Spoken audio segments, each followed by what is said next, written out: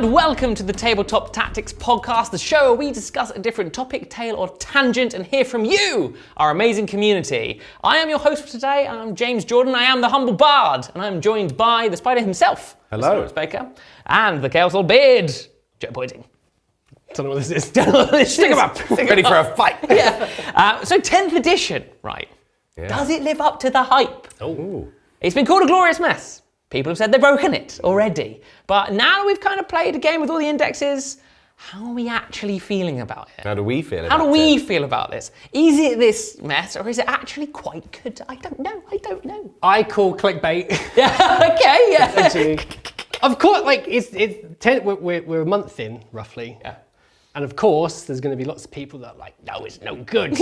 I don't like it. It's broken. There's lots and lots of people out there that are going to try and get your attention with all of the headlines of how something is bad and scary and troublesome. But actually, if we really think about it, and we're very honest, it's much better than 9th edition. Yeah, exactly. Much better. Yeah. I mean, look, it's not perfect. Of course, nothing is perfect. And we should, of course, discuss what we don't And like. we certainly will discuss. Which we will. We're not there being like, oh, it's perfect. Yeah. There are. Yeah, it's not like, it's great. Finn, that's it. That's that's the whole not it. episode. Yeah. No, there are definitely I have my gripes with it. Not good. But certainly, it's much better than we were like 6 months ago, right?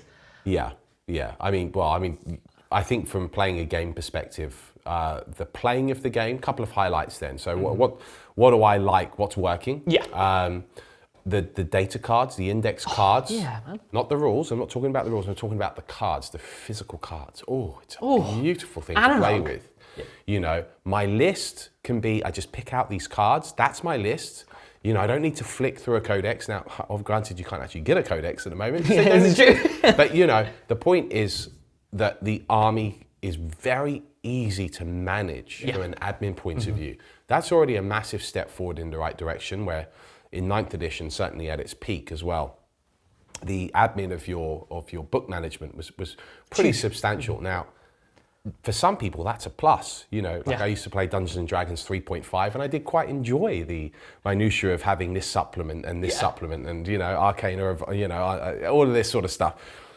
But you know, when you're trying to play a game of 40k and you've got all of your own rules to remember, because you know, something like D&D, you're just doing your one character, and you know, it's a very different game. If you're trying to do something like 40k and try and get a game into 2.5 hours or whatever it is, and you're constantly having to look up rules, for me, I found that really frustrating, because then not only would you need to know all of your own rules, which hopefully you would after X amount of games, but you need to know ultimately your opponents too, and then your opponent wouldn't know your rules, so then you would have to then find the reference out of the 3 or 4 books that you've got, you know, or the 4 pages of stratagems that you have access to. Now, I get that some people will love that and perhaps miss that, and I think one of the other things I've seen is, it's too simple. I've taken the flavour out. Yeah. You know, why would you have just normal cornflakes when you could go a crunchy nut? You know what I mean? Oh. You know what I mean?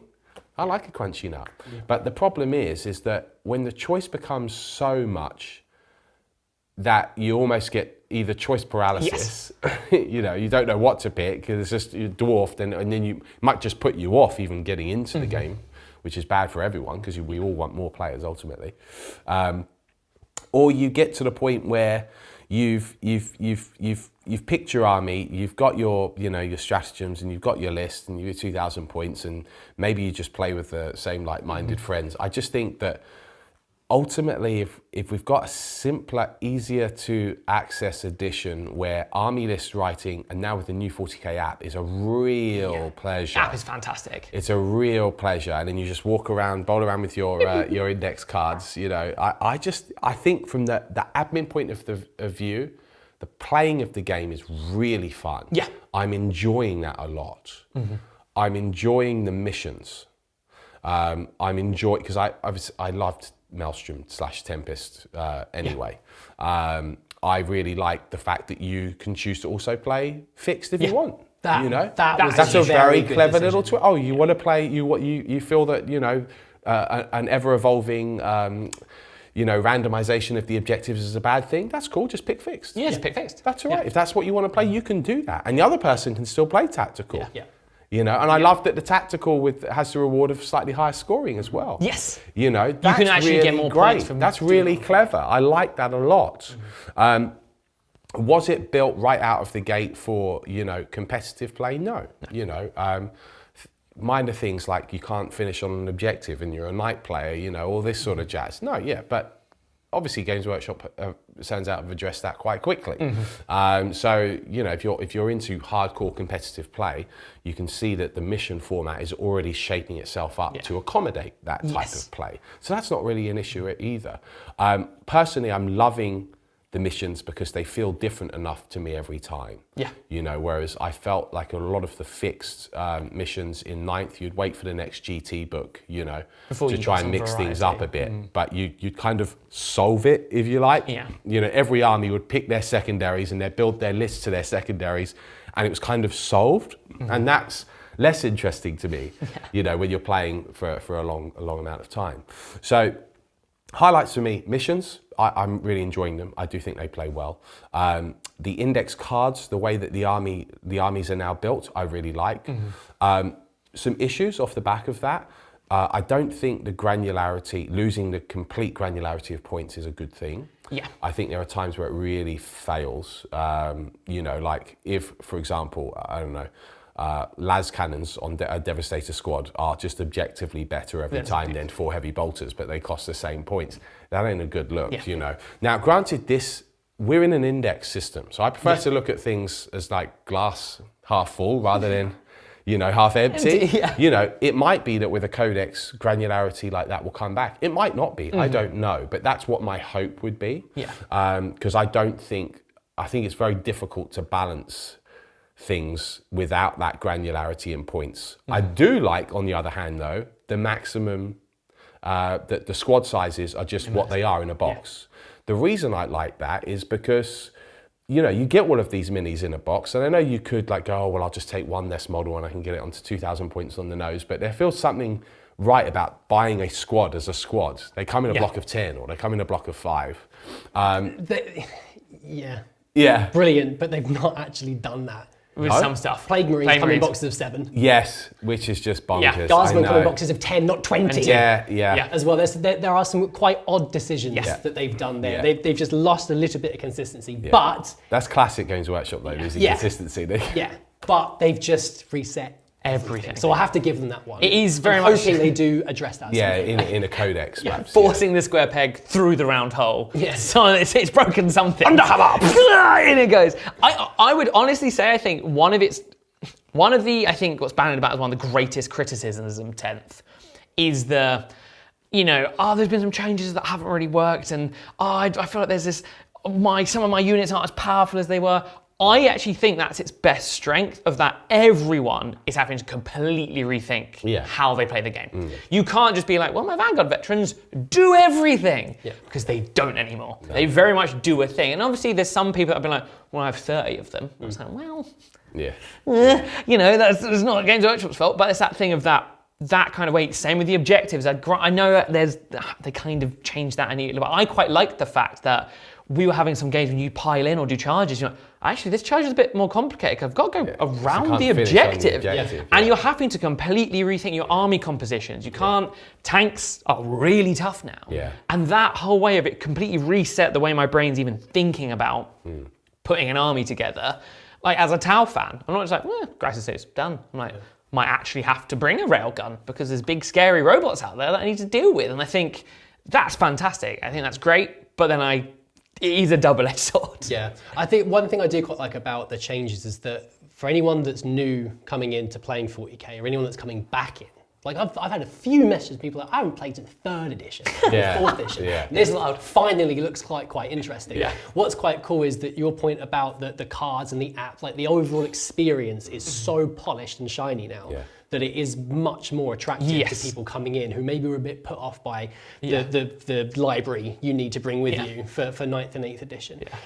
It is much more simplified. The fact that you can do tactical or fixed means that you can build your list however you want to. If you want to just do straight up fixed, this is my army to do this job, brilliant. Or you can take a whole bunch of different stuff, to be tactical and flexible and doing all sorts of things because of the random card draw, which also then leads into the fact that you're going to play different games all the time because different players play in different ways, and you've got different ways of playing the game in one game. Yeah, so which is amazing, right? Yeah, really good. Yeah. So yeah, it's really nice to see those small but enormous changes being put into the core mechanics of the game, which I think is appealing to a lot of people, which is really nice to see. Which people didn't like 9th edition. No. Really. They were pivoting towards it being a competitive focused game, which was a mistake, and now they're now appealing to like an overall wider audience. Yeah, they're hitting a wider field now. Yes, and they've not got it all right.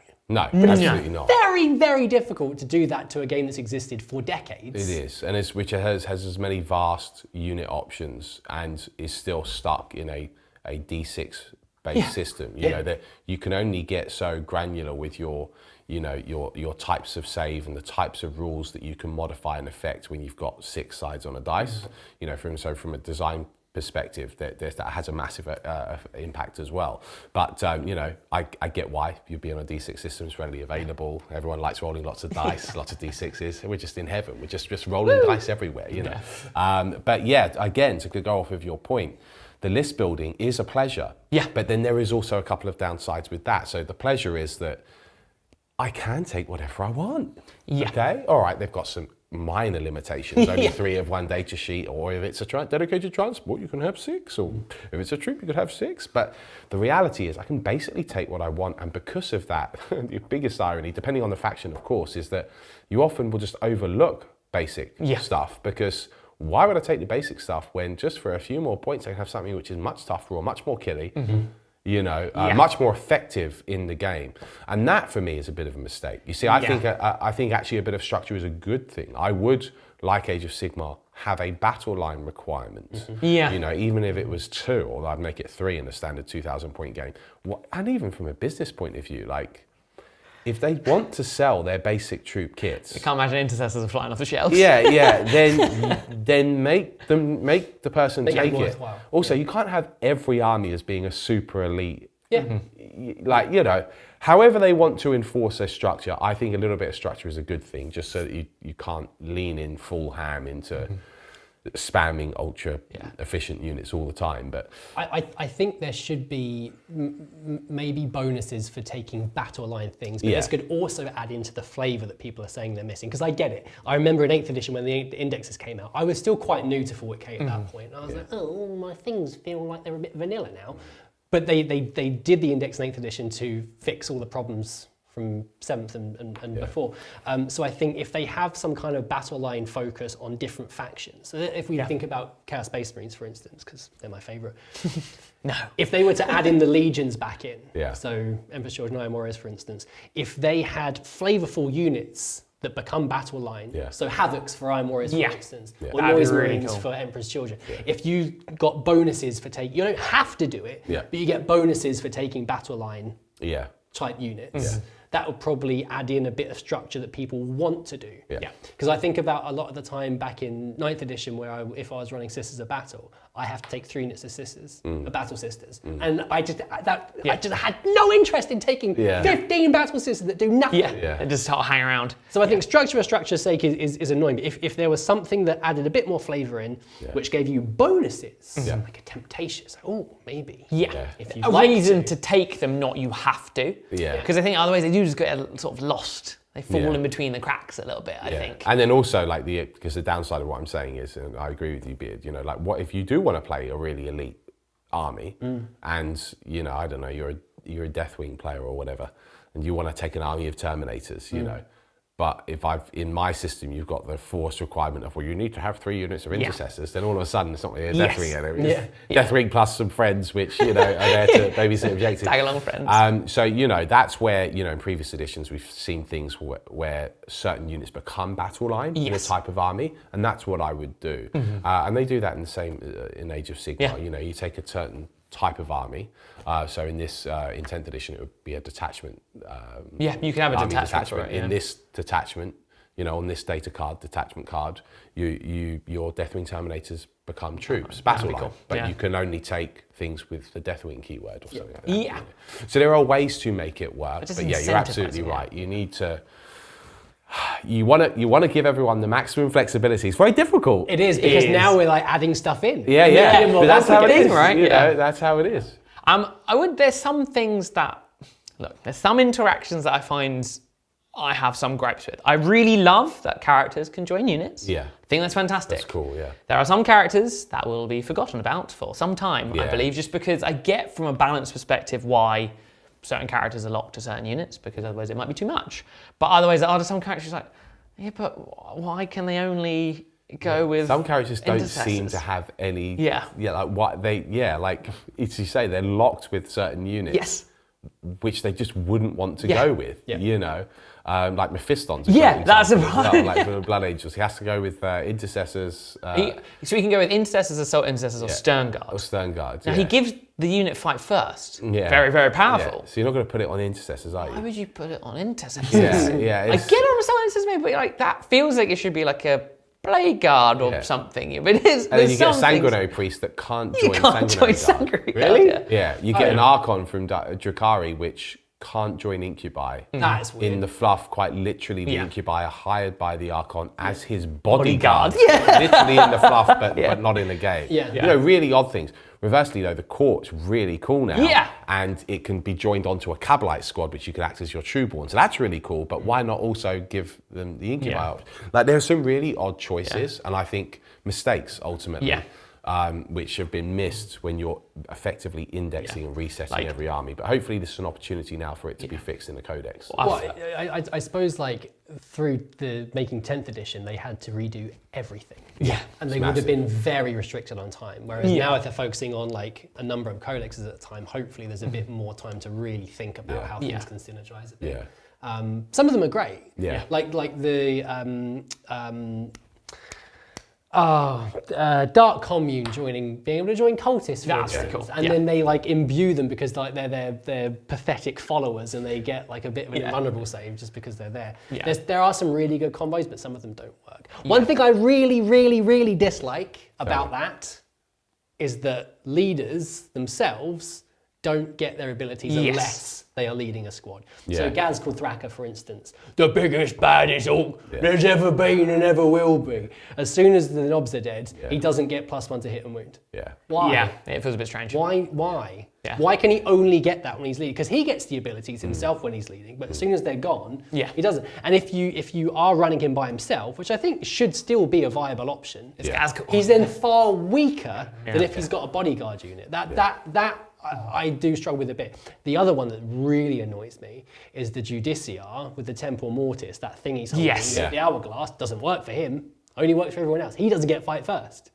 He's holding it. He's holding it. There are some, I do think that's to your point of that, some things I feel like are just, they've kind of flatlined the rules a bit, like with the Judiciar, of that's the rule for all the other characters, despite the fact he's holding the thing. Like, one of my favourite sort of oddities is that for Dark Angels, there's an enhancement that's a banner that you can't take on the banner for the Terminator in the command squad because it's only for a Terminator Ancient unit. But technically, the Terminator Ancient who is carrying a flag in a command squad isn't a Terminator Ancient. So it's like one of those weird interactions. I get why that's happened, but it does just feel a bit like, he's got the flag. Like, he's holding it. It's like, magic banner. It is not. This is just regular. Can I take it? No. But if you're on your own, you can take it. There's things like that are a bit strange. But I would say one of the first things I think happened when we all played 10th edition games was we were like, this is the most fun I've had playing 40k. In a long time. A few of those games are obviously on Freeview. A couple are on demand. If you haven't checked out the on-demand games, check them out because there's some. The World Eaters Custodians one for one was a true highlight. That's my favourite game I played in a long time. And that was a real. And now's a perfect opportunity to mention that this show is sponsored by On Demand. By On Demand, yeah. So there's 2 episodes of this right now available on demand in this sort of talk show podcast format. So if you do enjoy that kind of thing, do consider signing up. It helps us out. It helps us be able to do more content like this. So we can do it for you guys on Freeview. And we can all have loads of content. There's a vault of content. So do check it out. Loads of 10th, 26 faction focuses. Yeah, I think we're up to about, we've got all of the factions now. Yeah, all of the factions. Done in battle report form. Yeah. Yes, all the factions are up there. Yeah. Which nicely segues into, what have your favourite armies to play been so far? Yeah. Because I know we all have our sort of favourite factions generally, but actually on the tabletop, what's been your favourite so far? What about you, Beard? My favourite has been Chaos Space Marines. Not because they're my army, but because I went into that first game with the perception of the Dark Pacts mechanic isn't very good. Yes. I was like, I don't like it. On paper, it seems overcomplicated, too much admin, blah, blah, blah, blah, blah. Sad, sad, sad. I played the game, I was like, it's the best thing ever. It's good. It feels good. Until you're actually doing it and you're in the game, you can't really get an understanding of how something's actually going to work in practice. Yes. And I think a lot of the negativity I've seen online, granted, is like, look at this article or video, you should watch it, here's some horror for you to suck you in. That is a tactic to get people to watch your videos, but it doesn't really give the full picture of what things are like in reality. No. Using Chaos Space Marines feels like Chaos Space Marines. It just feels really cool. Good. It feels like all of your leaders that are doing the Dark Pacts are essentially sniveling weasels to the Chaos God. Like they are these like huge hulking beasts, but actually they're all cowards and they need the power. So yeah, I really like how it plays, and also playing against Tyranids feels like you're playing Tyranids as well. I think I filmed that game. Like there's a lot coming at you. And you can kill them. You can kill them. They just keep on coming. Do you know what it's like? It's like the trailer for Space Marine 2. Yes. You know when you've got all the gargoyles flying around and you're just like, bah, bah, bah, bah, bah, bah, bah, bah. It's a little bit like what that's like on the tabletop. There's a hell of a lot of them. You can you can mow them down, and it's like, this is brilliant. But also the Tyranids players, like I still have an entire hive. More. Yeah, here they come. Yeah. I've really enjoyed probably World Eaters, actually. Yeah. Which is also Chaos, but I really like the Blood Tithe mechanic. I feel like they feel mean and tough, or you know, as berserkers should on the field. We don't actually have a lot of the units which are like real standouts new now, stuff, painted, but I really liked that my old army, this was a good example of my current World Eaters army, did translate well from 9th to 10th, and I feel like it's only kind of plays even better. I'm really quite enjoying it. Having said that though, the downside is the Drukhari I found. Oh my goodness. Because I'm primarily a Cabalite player. They're just so good. I actually really dislike that. I don't think they've got the balance right with points. Although you seem to, the army sort of, you do get about the right amount of boats that you would expect to have in the 2,000 point list. But the issue is they're so efficient. And technically speaking, they are more killable now, technically speaking, because the standard 5+ invulnerable save has gone down to a 6, generally speaking. But they're still pretty tough. You still get quite a lot of them. And when you get pain tokens for basically, you know, just killing stuff, which you can do really easily, and then you just get more pain tokens, I'm just re-rolling. It's just an army of re-rolling hits. You know, and you've got some of the scariest weapons in the game with Haywire and Dark Lances. I mean, one thing I would say off the back of that is that I know it was builders, it'll be less killy, and there's less re-rolls. That's true of a lot. It's true, but there are some really armies that's like Oath of Moment, for example. Yeah, that's way too good. It's like a bit like way too good. And then, but then you go to things like Space Wolves and Blood Angels to a degree. You're just better off running them as Space Marines. They haven't got the detachment rules right for these, you know, these sub-factions. I love the indexes for all the sub-factions. I think they're really well designed. I think they're brilliant core rules. Like, they feel like each of the chapters really almost restricting and removing things. kind of focuses them in. Like the Space Wolves, you've got to do your sagas. You've got the Blood Angels that are all about getting into combat and doing their thing. But they've effectively got the same detachment rules as World Eaters, though. Yes. Except World Eaters get the cool blood tide thing. That's the thing, is I think why also there's no restriction of that. Why would you not just take Sanguinary Guard or Death Company when you can advance and charge them in a Gladius task force? Yeah, and that or fall back and shoot with tactical doctrine. Really, the Charges doctrine and seems charge is more powerful than like the Red Thirst. They are though. That's the crazy thing. I vowed to only ever use, if I'm using Blood Angels, I'll use that thing. I'd say with the fun Fresh thing. I think we'll probably end up doing that, but that is something that is a bit. Hopefully, it'll get addressed in the codexes. Of course, it will. Yeah. It's a one-size-fits-all kind of template at the moment, so there's obviously going to be teething problems. What I do hope, and something we have seen already, is that they're on it with the balance going forward. Yes. They've got the app, which can be updated. They seem to be changing stuff quite quickly. We've already seen some adjustments for towering stuff and Eldari. Like exactly, because Eldari are a problem with Overwatch and Fate Dice. Fate Dice, again, just one of those mechanics which is just bonkers. I'm actually surprised by how quickly that was addressed. Yeah. It was that good that I'm happy they did. Yeah, well, compared to how things have been in the past, that is actually a very quick turnaround. It was, because usually wait even 3 months would be the fastest you would expect a turnaround. But they were. Yeah, and they seem like we already know there's like data states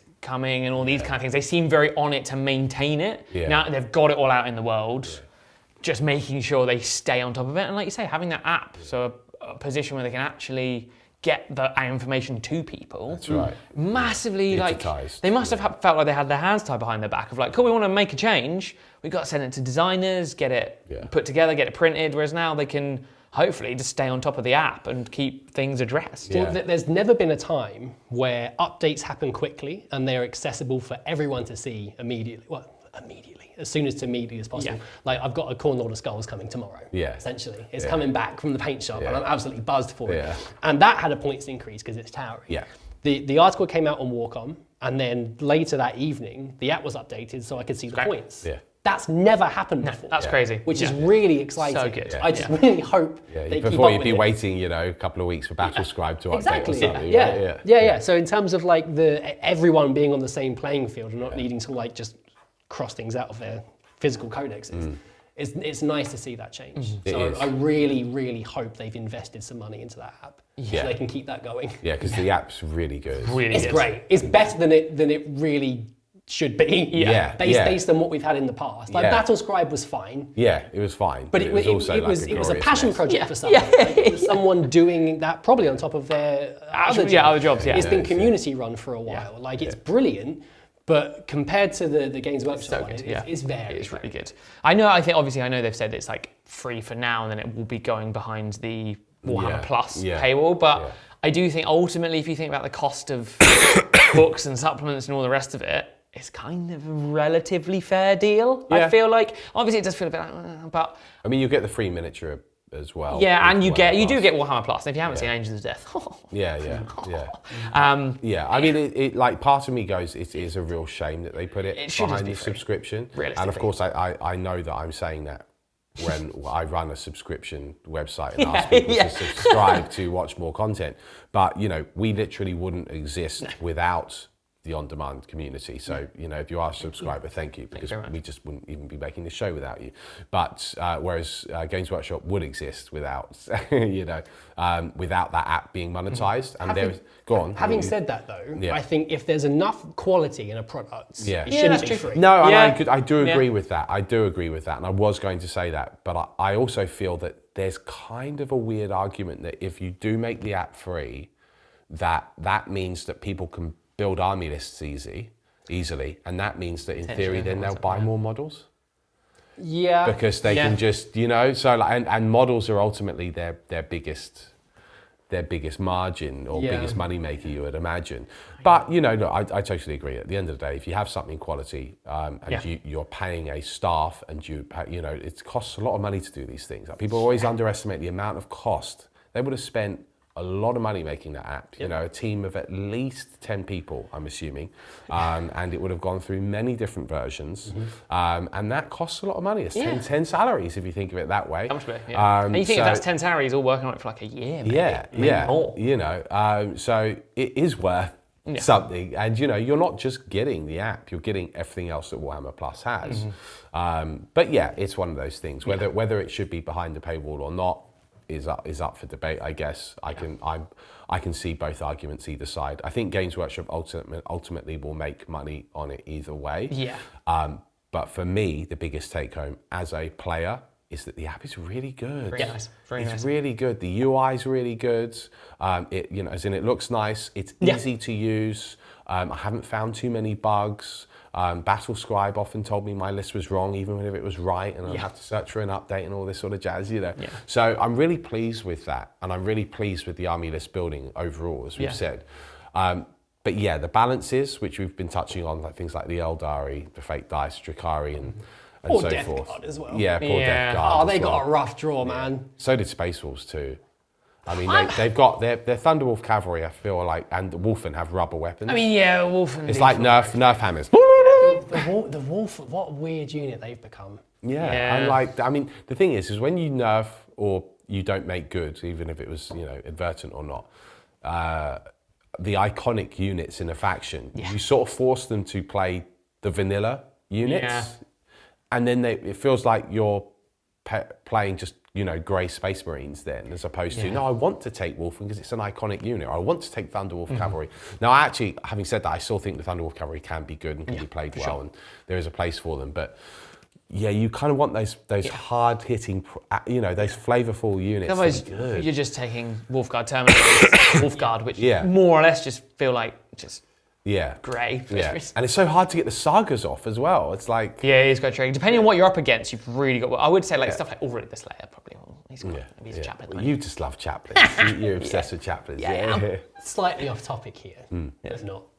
I can see quite a lot of new units for Space Wolves, Dark Angels, Blood Angels on the way. Yeah, 100%. Well, I mean, they're old models now. They are old, really old. But Space Wolves is a weird one because Wolfen. The Wolfen are new, but the Thunderwolf Cavalry are dated. Yeah, they're old. The Sanguinary Guard are old, and they've sort of been like putting in units here and there. Dante, maybe Sanguinary Guard. You've got Ragnar Blackmane. Maybe what model Ragnar is. Yeah, they've sort of been placing a few little things here and there. I can see quite a lot of like sub-faction Space Marines getting a lot of updates. Yeah. The Terminators being introduced for me is a big one. Yeah, because there's a lot of upgrades that are needed. Those new Terminators, slightly tweaked to be Deathwing, thank you. I can see that. Let's put a few robes on them. Yeah. Really. Yeah. And with how clever all of the design is now, with 3D modelling and whatnot. Yeah. If you've got that basic template for a Terminator, just put some robes on it. Put some wolf bits on it. It's a point that does need to be, I think, addressed relatively soon, because we had it with Crow for the Grey Knights. But with Dante, it's even more noticeable. Like, Dante's massive. Yeah, he's a big dude. Yeah, Sanguinary Guard look really weird. Even like, I think it's in one of the, might be one of the Arcs of Omen books. There's a shot of him and all these Sanguinary Guards. Yeah. Sanguinary Guard are like here, and he must be about here in the photo to try and get a sense of scale, because he's a big model, and they are little dudes now. Yeah. So I think stuff like that would be nice to have it all. It feels a little bit half in, half out with some of the models now. So it'd be nice to get updates. Yeah, well, they're a weird sort of, especially with the Marine range, because obviously introduction of Primaris and quite a lot of old, a lot of the range is still firstborn ultimately across all. You look at speaking of Crow, you look at the Grey Knights and you go, my firstborn Marines are just not. They're just not. And now they've got a new Terminator kit, and you're like, what if they were like that for the Grey Knights? It'd be really cool. And also, I really did enjoy using the Grey Knights as well. Yeah, that's really. I know that there's a lot of commentary out there as well. The Grey Knights are not good. They feel that they're not a powerful faction. That they struggle with, dealing with, which is, I think a lot of factions are like, oh wow, we've got to bring some big guns now with the advent of the toughness of vehicles and monsters, which I like a lot, by the way, because your big stuff feels big, strong. Yeah. But Grey Knights have kind of always struggled a little bit with the anti-tank. It's always been an issue for them. I think the mobility of the army and the way the army plays now is so fun and really thematic and really cool. I really enjoyed using it. Are they going to struggle against, heavily armored things? Maybe. I do think that you can play. The thing is, people always underestimate. I say always. Some people underestimate mobility. Yeah. Where mobility is for me, one of the best things even in a competitive army. Well, you've shown that edition to edition. Yeah. Like, if you can move well Yeah. and I can control the board, even if I can't kill you, I'm racking up points. I'm still winning the game. They do mean prizes. Yeah, they do mean prizes. So, like to say, I'm not convinced. I'm not saying Grey Knights are a competitive army yet, but I'm not convinced they're a bad army. I think actually played well, they could be really, really good. There are some issues with the Dread Knight, that with the hammer versus the sword, and generic points costs, and the Nemesis Force weapons aren't perhaps what they were because you've lost hammers and stuff like that. But I still really enjoy them. I mean, I would say they also in that game, potentially one of my favourite interactions so far in 10th, which we'll come on to just a sec. But the fact that they're a good example of how even though stuff's been reduced, there's still flavour without it then feeling you're almost at a disadvantage. Yeah. Because Grey Knights have been a prime example of, often it's been like, you're paying 20, 30 extra points a model to be anti-demon. And it's like, cool, that's useful occasionally, 1 out of 26 times. Yeah. Whereas now, like, Drago Sword has anti-demon too. Yeah. And if you pop Radiant Strike on him, it becomes devastating wounds. Yeah. So essentially, damage 3. Yeah. So I think he did like 15 mortal wounds to Bellicor? Look. D-Dog he's the real deal. So that's the thing, you get a bit of fluff. He's the real deal against demons, He deserves a new model. Oh, it's +3 to the charge as well. Yeah. He's very good. He's good. Look, Grey Knights have got some really good tricks. Yeah. I'm finding it a tough pill to swallow at the minute. Whenever I see online people say the Grey Knights are terrible, I've seen it. People say Grey Knights are terrible. But there's not been enough time to determine that. Yeah, I don't think so. No one's played enough games. Yeah. And it's all so new, and you said before, everything is so different now. Yeah. There is going to be quite a lot of like rewiring of your brain in terms of how things work. Yes, some armies just had a rough hand. Like I mentioned it before, Death Guard. Yeah. You can only if you want to play and not get wiped really quick, you need just to run a bunch of Demon Engines and Mortari, and that's kind of the only way you can do it. So that's not a good example, but there's lots of ways that you can do things differently with armies that you'd normally play. Grey Knights are a perfect example. Yeah. They're so different now. Yeah. You just need to change how you run them, and you'll have a completely different experience and actually find that most things are very, very usable. Yeah, agreed. And this also really leans in further, which we mentioned in the previous episode, talked a little bit about, but if you meta chase, and also with the speed that GW have addressed some of these issues with the FAQs, like if you suddenly jump on a bandwagon of the latest hotness, be it an Overwatching Wraith Knight, and just you move and I'll just use my fate dice and I hit you with my big Wraith Cannon, that's all cool. But be aware, if you jump on that train, you might get it taken away, or you might get a sharp points increased. Generally speaking, units get nerfed. If they're too good, it's going to come at some point.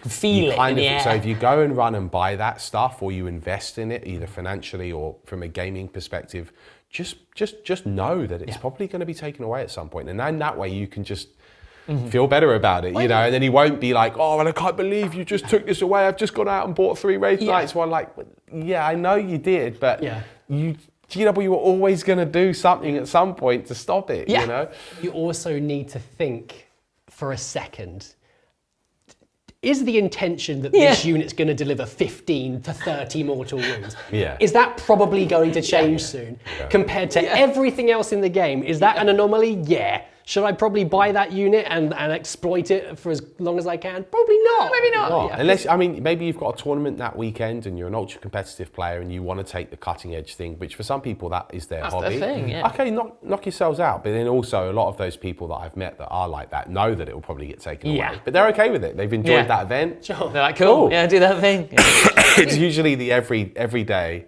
person, the average hobbyist that then leans in and buys those things, and then they're suddenly surprised that GW stopped it. Like, no. I would weirdly, I think going back to my point I made earlier, that my favourite thing, I think my 2 favourite factions because of this, have been Guard and Tau, because I think they're very different now. Because Tau used to be, and Guard to an extent, as we know at the end of 9th edition, we're like a 1-unit army. So what you take, your Guards, that means you've got 9 Leman Ross. You're taking Tau, that means you've got as many Crisis Suits as you can carry. Now both of those factions are like everything has a place. Everything's wildly different. Especially ghost kills. Yeah, ghost kills are incredible now. You've got broadsides are interesting again. The railgun's relevant because you need to deal with big stuff. On the guard, scions are great. Yeah. They feel like scions now. Guardsmen are really interesting. Your basilisks are interesting. Like all the special rules and abilities that there are on stuff means I feel like everything has way more of a place now. If it does a role, it's not just it's kind of the same as everything else, but with a different gun. It feels like, oh no, that unit now, and this is true of a lot of the indexes, performs a very specific role. And if you want to create a good army that will stand the test of time and weather the addition, you're gonna want a little bit of everything. Because otherwise, if you go all in one way, you'll kind of get some armies that will just destroy you very quickly. You've got to have a little bit of everything, which is very nice. Which leans into, if you meta chase, like, I'm only going to take this army or these units, as opposed to just collecting the army that you actually really like and just making a vast collection and getting really good with it. Yeah. You're going to be that much of a better player, especially if you've weathered an edition where your army's just not being good, for example. So it forces you to play really well to stay in the game. And you'll be ready for anything that changes. One unit goes out of vogue, another unit will come in. You're like, well, I already have that painted. Why? Because I'd like the look of it. Now it happens, it's really broken. Okay, cool. So I think it's cool. And how exciting to be able to, try and solve the new problem. Yes. The armies are refreshed. No, maybe your 9th edition army didn't translate very well. Maybe your army plays completely differently to Grey Knights. It's fun to try and work it really out. That's part of the fun, right? That is part of the fun. And there's other matchups I think I'm really excited to see. Yeah. Like I want to see how certain armies are actually going to, because you start doing that, let's say there's a problem army out there and it's stomping stuff. It's like, well, actually these guys might have the solution to that problem. And I think that will start to happen. The balance will start to be restored just by people exploring other avenues and other armies. There's so much. But you've also now got the whole thing of if you're playing someone with a certain faction that's doing well, you also need to think, are they going to play fixed or are they going to play tactical? Yeah. Because it'll be two completely different armies. Yeah. So I think there's no longer going to be like, this is the Iron Hands army from the beginning of 9th edition. This is what everyone runs. That's no longer the case anymore. So I think there's going to be a massive variety of games and factions and faction builds that we're going to see. It's really exciting. Yeah. I think as well, if you're a new player... what a time to join the hobby. Yeah. So good. And I think, I know some people have mixed feelings about it. I know we talked about it a minute ago, but with the reduction of killing this, I do think there is certainly a difference. In 9th it was, if you make one wrong move, goodbye, good night. That is game over pretty much. Yeah. Whereas now there's definitely, like we've seen it with like, say, Terminators and stuff. If they get in a protracted engagement, they're sticking around. Yeah. Like it requires a lot to shift those kind of units. And the units that should be hanging around definitely stay around. Yeah. Your opponent has to really dedicate, except for some armies, into one unit to remove it. Especially the like a Land Raider. Yeah. You've got to really throw some energy. Sold out everywhere. Yeah, exactly, right? You've got to really try and deal with those Land Raiders or anything that's like a high toughness. Your Baneblades, your Lehman Russell, you've got to really think about bringing them down. And I think that's a nice thing for a new player to be like, if you do put yourself in a slightly wrong position or you make a mistake, you can kind of be like, that hasn't gone so well, and you try and pull back that unit. You can kind of make more on-the-fly battlefield decisions. Yeah. Because you've got a little bit of time to actually react to what's happening, as opposed to, oops, that's the end of my game, which I think is very enjoyable. Yeah. Very enjoyable. I speaking specifically about some rules, which I'm not sure if I think this is maybe too much or a mistake, when anti stacks with devastating wounds. Because the thing is that it really does take out so much interaction, doesn't it? You mentioned your Land Raider, but if it comes up against Haywire Scourges who then have a pain token on, see ya. And it's like not hard. It's like, okay, I'm a heavy weapon, but I'm hitting on force and I'm re-rolling all my hits. And then it removes 3 mortal wounds. Yes, it removes the value of toughness and the save characteristic. Essentially. Like maybe if just devastating wounds actually only went off, still had to go off on a 6 to wound. Yeah. And then it does do the 3 mortal wounds. But because anti says it's a critical hit. It just makes some things a little bit too good, I think. Like Drago against Greatest Demons. I mean, it is really cool and cinematic, but it's a It's real... still a greater demon. It's man. also not balanced across factions because Yeah. some factions have got access to a lot of anti-stuff, like Drukhari. Right. Yeah. Some factions have nothing. Yeah. Yeah. There's barely any anti-anything. Like So- to flip it around, Drago's, that's the only thing in the whole codex that has Yeah. anti-anything, Yeah. I think. Whereas Drukhari have anti-infantry and anti-tank. anti-vehicle because And- the poison. But it kind of works great with the whole thing of poison. Like it should be anti-infantry. Well, yeah, it should, and that you don't get devastating wounds on that one. Yes. To be fair, I but think- it really stacks up though. Yeah. as soon as Other devastating, games, like it stacks up. as soon as devastating gets involved, it's really tricky. You're not even getting saves. Yeah. That's I'm where not- it's the I'm difficult not- thing. Because not. even with- Combat seems to be. I feel like actually the killiness still is really there if in shooting intent. Like there is still ways to just blow things off the board, and there are a lot of rerolls actually. So I think Warhammer community were really wrong with that preview. Yeah, I think the actually, there's reroll a lot of was a mistake, rerolls actually in there. Yeah. some core mechanics for armies are just rerolls. Yeah, and I think to be honest, I think that's That's a that's shame. not that cool. No. Like we should be, because it Rerolls also just are takes more time. Yeah. Reroll should be a really special thing. Yeah. Maybe one character gives it to his unit or something. Something cool. But ultimately, we're seeing that it can be army-wide. More often than we thought. But I feel like if trying to articulate the point. I feel like if we have armies which have all of these rules and they're re-rolling to hit and all of that, and you've got anti this and anti that, the killingness is still there in the shooting phase. But weirdly, I found in the combat element where AP seems to have been dramatically reduced on combat weapons, and they're invulnerable saves are still fairly prevalent and so forth. Actually, a lot of the combats are becoming a lot more protracted, and you are getting those sort of bouncing melees where you sort of bounce off of each other. Unless you really stack things up, you've got super character in there. So then it does become less killy, I'm finding. I think that's not a concern. I get, a concern I have is I think you're right. I think because you do have things that have the anti and devastating combo, you're really being pushed down. Like combi weapons, I feel are really good at dealing with infantry, but that means you're whacking them on like combat units over getting them stuck into combat, which we'll see how that goes. There's a lot. We've got codexes to come, I presume, so there'll be a lot of changes, and I think it'll even out. But on the whole, it definitely feels reduced. Should we talk about Overwatch, because it's such a controversial strat, isn't it? Yeah. It's a tricky one. In some ways, I really like how it plays, unless you're shooting a flamer. That's a mistake. That's the flamers become so potent in Overwatch. But part of me is like, well, they kind of should, but at the same time, like you can just really kind of wreck someone in their own turn. And talk about shutting down an enemy like melee army. Maybe they don't have as much firepower as you. I don't know. You're a phalanx of Drukhari with all of your flamers buffed up with your sorcerer, and you're just sitting there mid board on the central objective, because every mission has an objective in the center. And you've used you can move like twice with their I forget the well, they've got the crystal, but they've also got an ability to, I think it's warp shift or something like that. Basically, you get an extra move. So they're actually really quite fast as well. They can get there quickly. You've got 12-inch, 10d6 auto hits. I feel like Torrent, because the spirit of Overwatch is you're hitting on sixes. So they either need to go, well, flamer weapons do auto hit, but maybe they can only hit once. I know that's appreciated as a massive reduction in their hits, but that's still 10 automatic hits. It's a lot more than you'd usually get from rolling sixes, but when you're rolling 10d6, whatever the torrent is, they need to find a way to reduce the amount of hits, or maybe they get to fire for every 6 you roll, then you get d6 hits. That would be another solution.